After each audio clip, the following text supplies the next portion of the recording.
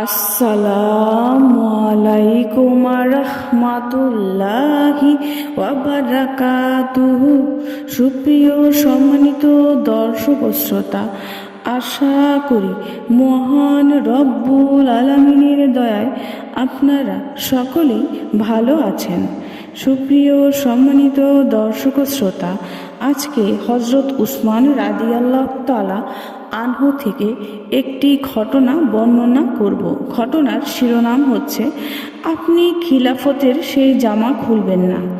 সুপ্রিয় সম্মানিত দর্শক ও শ্রোতা, আপনাদের নিকট অনুরোধ থাকবে ঘটনাটি শেষ পর্যন্ত শোনার। আমিরুল মুমিনিন হযরত উসমান ইবনে আফফান রাদিয়াল্লাহু আনহু তখন অবরুদ্ধ। হযরত আবদুল্লাহ ইবনে ওমর রাদিয়াল্লাহু আনহু চিন্তিত ও ভরাক্রান্ত মনে তার ঘরে প্রবেশ করলেন। উসমান রাদিয়াল্লাহু তাআলা আনহু ইবনে ওমরকে বললেন, মুগীরা যা বলেছে সে ব্যাপারে তোমার মত কি? ইবনে ওমর রাদিয়াল্লাহু আনহু বললেন, তিনি কি বলেছেন? উসমান রাদিয়াল্লাহু আনহু বললেন, যেহেতু বিদ্রোহীরা চায় আমি খিলাফতের দায়িত্ব থেকে পদত্যাগ করি এবং তাদের মাঝ থেকে সরে দাঁড়াই, তাই মুগীরার পরামর্শ হলো আমি তাদের দাবি মেনে নেই। তখন আবদুল্লাহ ইবনে ওমর রাদিয়াল্লাহু আনহু বললেন, আপনি কি মনে করেন এটি করলে আপনি দুনিয়াতে স্থায়িত্ব পেয়ে যাবেন? উসমান রাদিয়াল্লাহু আনহু বললেন, না।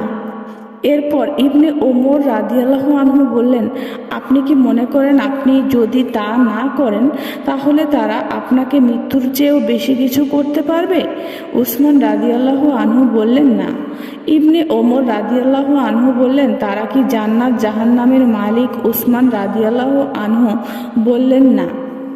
এরপর ইবনে ওমর রাদিয়াল্লাহু আনহু বললেন, তাহলে আমার দৃষ্টিতে আপনার পদত্যাগে কোনো ফয়দা দেখি না।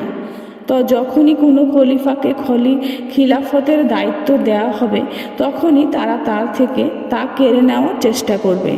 আপনি খিলাফতের সেই জামা খুলবেন না যে জামা আল্লাহ তাআলা আপনাকে পরিয়েছেন। সুপ্রিয় সম্মানিত দর্শক ও শ্রোতা, আজকের এই ঘটনাটি এই পর্যন্তই।